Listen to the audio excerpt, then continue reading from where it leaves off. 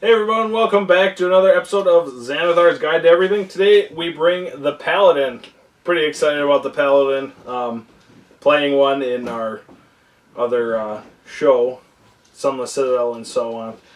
I'm kind of excited to show off some of the cool new things about him. So have a seat and stay tuned.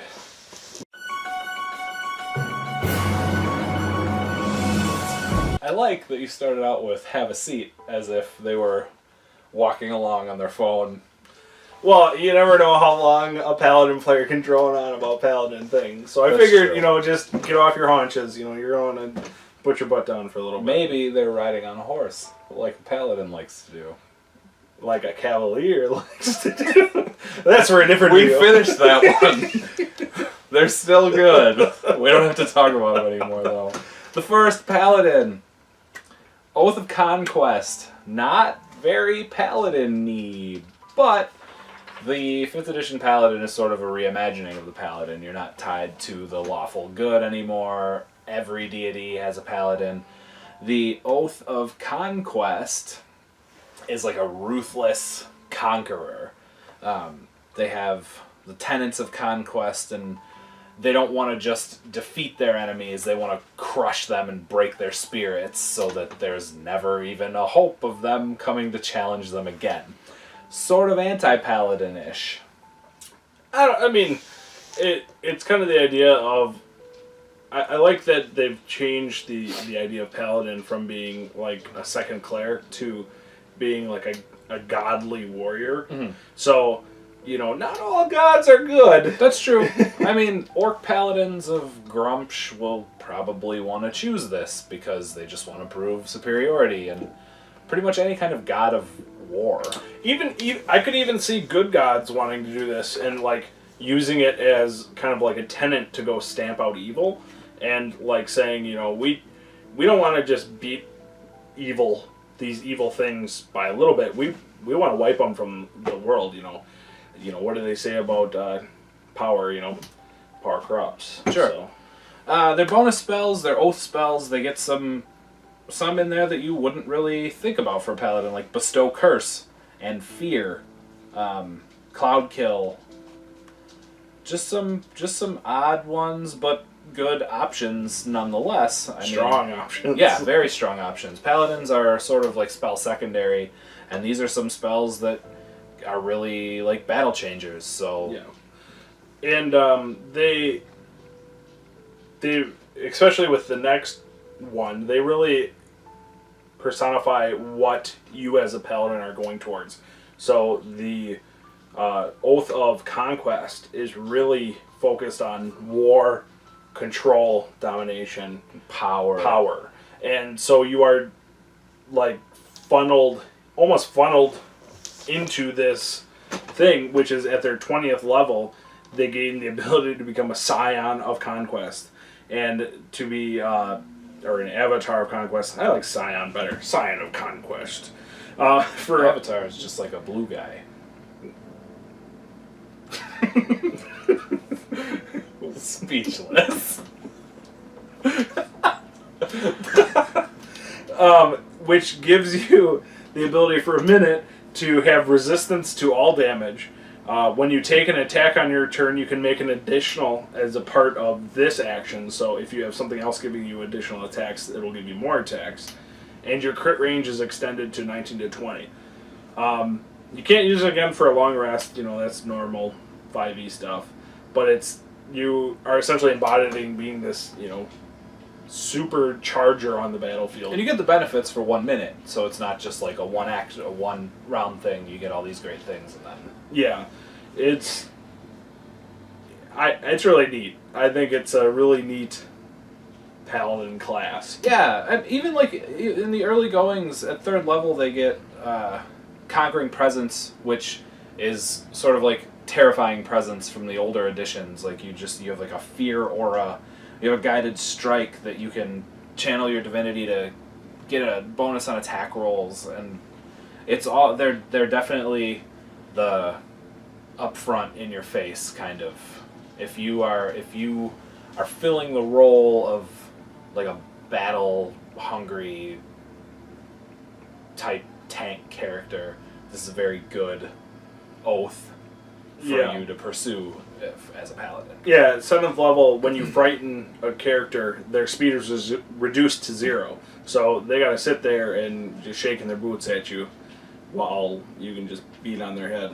So, Yeah, and then at 15th level, every time you get hit, you deal damage to the attacker equal to your charisma modifier. So not only are you dishing out damage when it is your turn to attack, you're dishing out damage when it is your turn to defend. yeah, I think It's psychic damage, which is sort of weird, but I mean, it's not really restricted to. It's kind of the idea of your aura is so strong that their mind can't conceive them hitting Right. you. You know what I mean? So, kind of some fun mechanic-y things you could do there. But the Oath of Conquest is very strong, and kind of like a yin-yang thing. The next oath is the Oath of Redemption, which is the complete opposite of Oath of Conquest, being that it's all about not attacking and just gaining the benefits of healing and only using violence as a last resort. It very much reminds me of the Paladin from 4th edition, the Hug Me Paladin is what some people called it, where they literally wouldn't attack, they would just run around and heal everyone by not promoting attacking. love. Yeah, sure. The cherub paladin. They're still a paladin, so they're still in full plate, but they have their little bow and Not that one. Loincloth. Little fairy wings. Shooting detachable. arrows of healing surges at people. I don't know 4E at all. Oh, that's not what happened.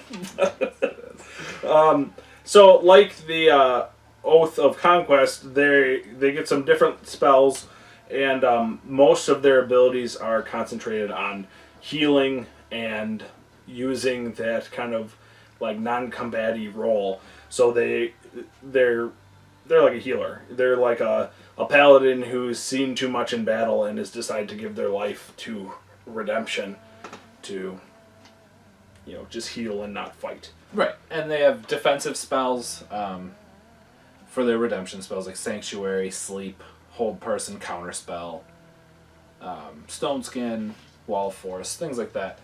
That's not to say that they can't fight.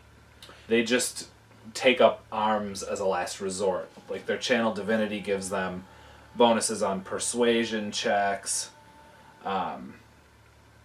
and you're able to like calm violent people toward you, like so that it doesn't erupt into violence. And it's like you said, it's a lot more peace healing. Yeah. Their other Channel Divinity is Rebuke the Violent, which I thought was really cool. As long as they're not attacking you. So if you see someone attacking like someone 30 feet away from you, you can use your Channel Divinity to make them make a will save. If they fail, they take the damage that they dealt, and if they pass, they still take half damage. So you're still doing damage. You're just doing it in a defensive, preventative way. You also get Protective Spirit, which after a battle ends, you just free regain health as long as you're not downed, which is cool. I mean, it's showing that your deity is stepping in and saying, "Oh, hold on, you have more to do." Mm-hmm.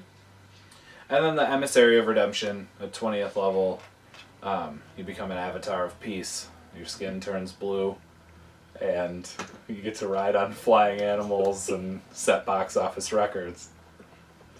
And also, you gain resistance to damage dealt by other creatures. And